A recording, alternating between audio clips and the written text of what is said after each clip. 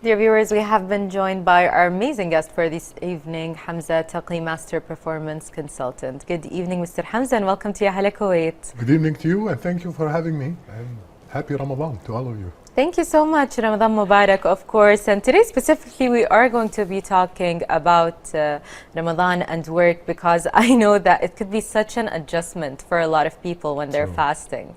So in the beginning, how does your work intersect with personal and professional development during the holy month of Ramadan? Well, if we look at Ramadan, it's only 1 month of the year. Yes. And that change, we need it. A human being need it. It's good for our brain. It shocks our brain because we change the routine that we are used to, like waking up in the morning, having our coffee, breakfast, and so on. Now we don't. So that's a shock for the brain. So it's really good to shock our brain, because we will create more neurons, hopefully, in our brains, and we grow. So in terms of work and Ramadan, first of all, we see that the hours of working during Ramadan shrinks. That's right. Maybe 20% or 30% of the time. So that's an added bonus for us as workers. We should, love Ramadan for that, because we have shorter hours. The second thing is that because your stomach is empty, you tend to early in the morning you tend to have a proper energy. Right. So you work on the major stuff, and then as the end of the day you do the routine stuff and the things that doesn't require lots of mental effort. Right. So that's how we do it. But for me personally, Ramadan is more on reflections, on seeing the change that I want to pursue, because it's like a discipline. You don't eat for so many hours until the evening so that discipline should make us feel that we're able to do and take care of everything, any challenges that comes our way. So that's how I see Ramadan. Yes. Definitely. So what strategies do you recommend for managing energy levels throughout the day during the holy month of Ramadan? How can we keep getting those maybe bursts of energy during the day? From my experience, different individuals have different, timing where they're very energetic. Right. And they should use that time for taking care for the important task or the important milestone, let's say, in the project. For me, I'm a morning person. So when I wake up in the morning, I have all the energy. And by the end of the day, I tend to lose. Some other people that I work with, no, it's the other way around. That's right. They come at late, and they are ready to stay late, and they are more fresh. As I am going down, they're going up. That's and right. Sometimes it's confusing to deal with this situation, yeah. So you need to find your spot, where your energy is the most peaked. Then you tackle the big stuff.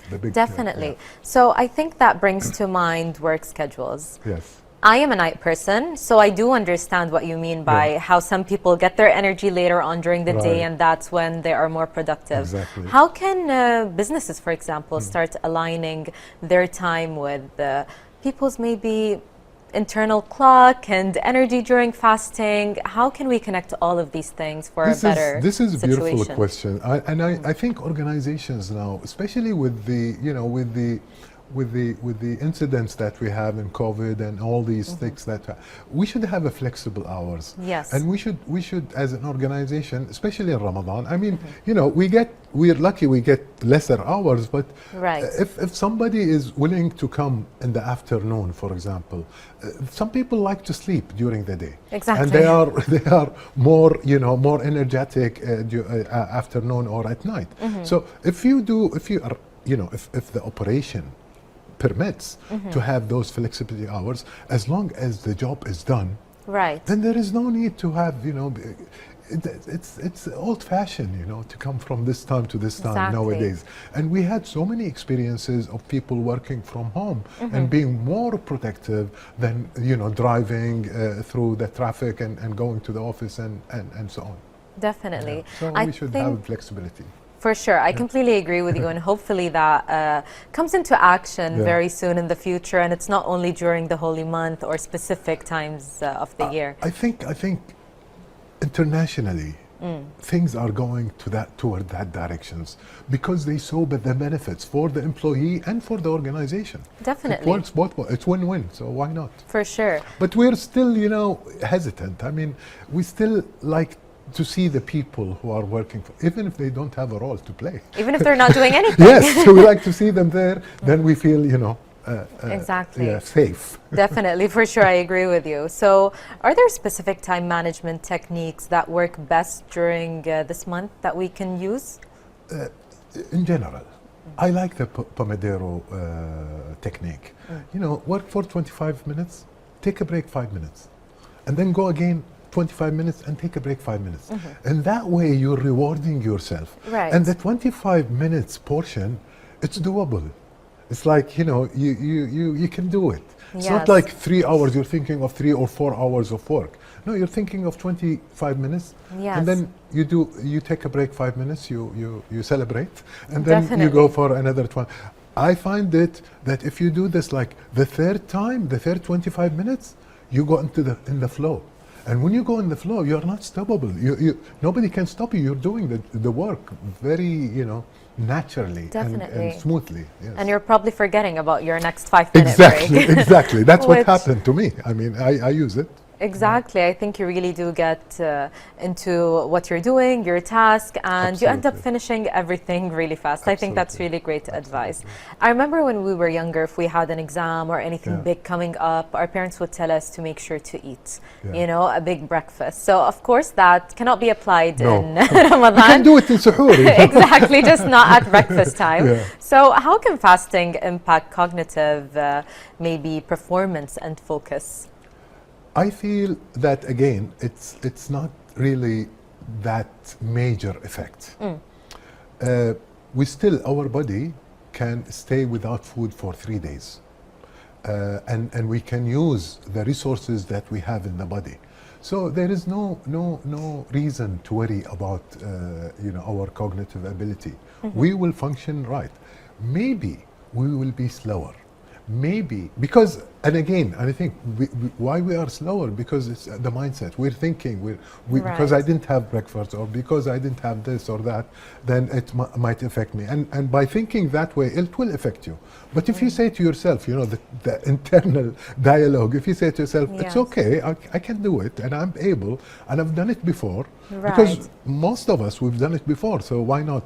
We had so many Ramadan before. Exactly. and we went through it. It's going to be the same It's thing. definitely yeah. nothing new, Yeah, It's absolutely. for Absolutely. sure. And And before we know it, now we are like in the beginning. Sometimes in the beginning we start, complaining, headache and stuff. But then toward the end we start like missing it. exactly, You like know, the month went by really went fast. by really fast. Yeah. Definitely. I think that's why the first week we're having a harder time, traffic is worse, and then everything just starts flowing Yes, at the end, absolutely. for sure. Absolutely. So, what do you think are the best ways to maintain mental clarity and motivation while fasting? There are, we need to exercise. We need to get the blood circulation going. Also, we need to reflect, sit in silence by ourselves, think of, reflect on this holy month. It's not about, starving your body. It's about starving even your wanting. We always want, and this can discipline us to see life in a much different way. So we look at it as an opportunity to change. Since we are able to do all these things during Ramadan, then we are able to do a lot of changes Yes. during the whole year. So it's not like we become disciplined and we have good relationship with our families and visits and stuff, and then Ramadan goes, we're back to our Lifestyle. No, we should continue with that good change, with that good spiritual, feeling that we had, and the connection, and the discipline, and the change that Right. we embraced. So we should take it for the whole year. And that's, I think, that's the essence of Ramadan. I believe so.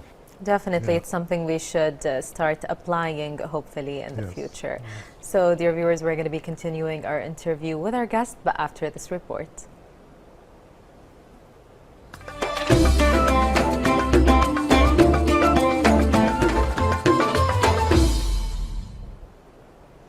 Dear viewers, we are back with our guest for this evening, Mr. Hamza Taqi, the Master Performance Consultant. So right before the report, we were talking about how we should continue with our productivity and all the growth we're doing. And I think when it comes to Ramadan, we try to go to the gym more, fix our lives, A to Z, right?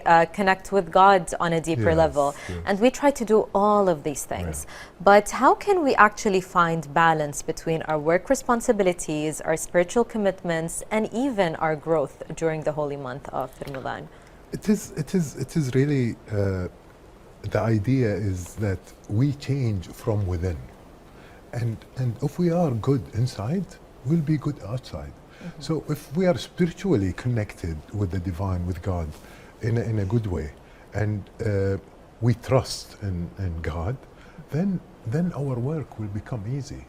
Nothing can stop us. We'll become unstoppable. It's the idea is that we think that we can't or we are not able. That's a limitation, and that's not the reality.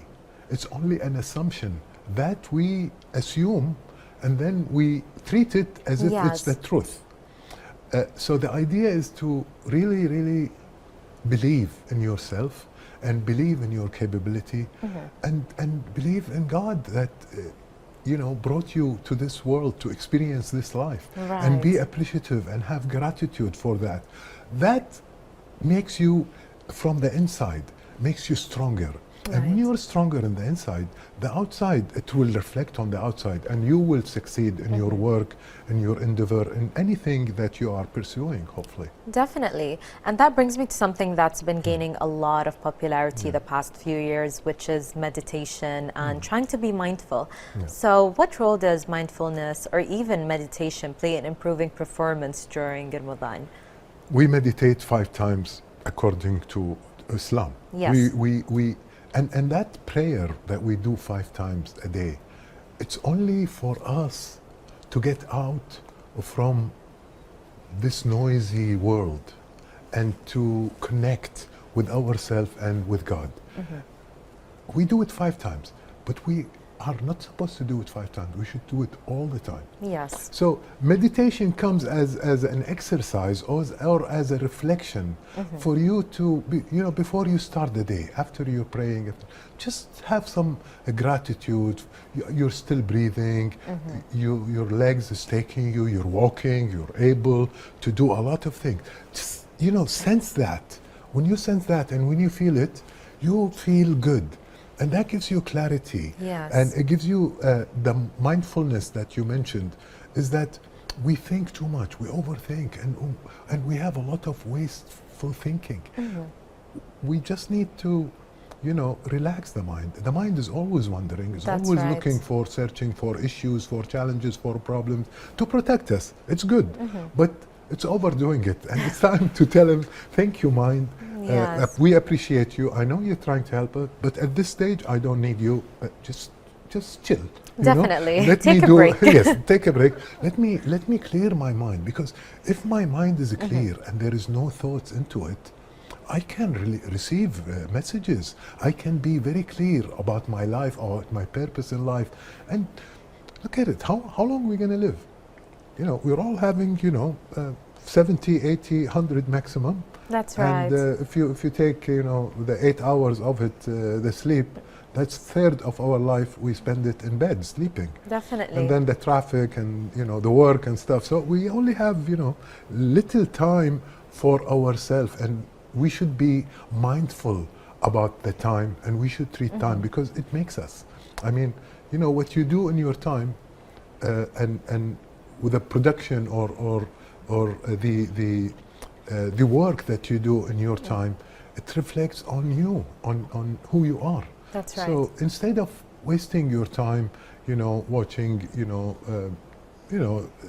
shows and stuff without any any purpose, make sure that you take care of your time and get to get to walk. The weather is nice now. Go outside, get a fresh air, walk by the sea, walk in the parks. In Kuwait, we have parks everywhere. Definitely. So just walk. Yeah, in every neighborhood there is a park. Just walk and feel. Appreciate what you have. Don't focus on what you don't have. Just appreciate what you have and thank God for what you have, and be open for what you will receive, hopefully, later on in your life. Definitely. I think that's really great, especially the last part, which is be open for whatever you're going to receive. Yes, exactly, because that can change a lot. So other than being hungry, fighting our battle against not having coffee in the morning and all of these things during Ramadan, we're also dealing with being sleep deprived, late prayers, early suhoor. Right. How can we manage our time or try to deal with being sleep deprived and being tired during this month? Again, this is because we should sleep at night. We are created to sleep at night. Yes. Like the birds. And we wake up early. Now, somehow, I'm talking about myself, when I grew up, I started, I want to stay late because I'm an adult now. I want to stay late. I want to, so you sleep during the day, but the sleep during the day is not as much healthy as during the night. But in Ramadan, again, because it's a shocking, it's something that, your brain is not used to. And that's the beauty about it, because you're changing your routine, you're changing the way you sleep. You sleep at 10 now, maybe you sleep at 2 or you at 3, or some people, they stay all night until they pray for Fajr and they go to bed. And then they have to wake up for work. Exactly. So it's again, it's 4 weeks, it's 1 month, and we go back to our life. But try, for me, I try still go to bed at 11. Now, I before Ramadan, I go to bed at 10. Yes. So now I go at 11. I go late, sometimes 11:30. But I wake up before like 3:30, 4 o'clock. Yes. And then we have about 50 minutes or 55 minutes until the Fajr prayer. So I wake up at that time and I eat something, suhoor. Simple, but when you have the intention that you're eating suhoor, even if you eat 2 pieces or 3 pieces of dates, it's good enough. Exactly. But have that intention that you're eating suhoor for tomorrow, so it keeps you, energy high. So you have a small meal, and then you open the Quran, you read Quran, and you read anything that you want. It's something that you benefit of until the prayer time. The prayer time, then you pray. And then you go back to bed, and then you sleep maybe till 2-3 hours extra, and then you wake up to go to work, and then from work you come early. You come early, hopefully because it's Ramadan, so you are not eating.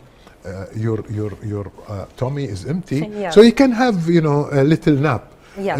When you come back from work, that keeps you going until suhoor time, or until whatever you want to be. So, I think that's really great, but before we end our interview, I need to take the secret behind our mindset from you. We've been talking the entire interview on how we can use Ramadan and fasting with us instead of against us. So what mindset shifts can individuals use to view fasting as something to enhance their performance rather than an obstacle?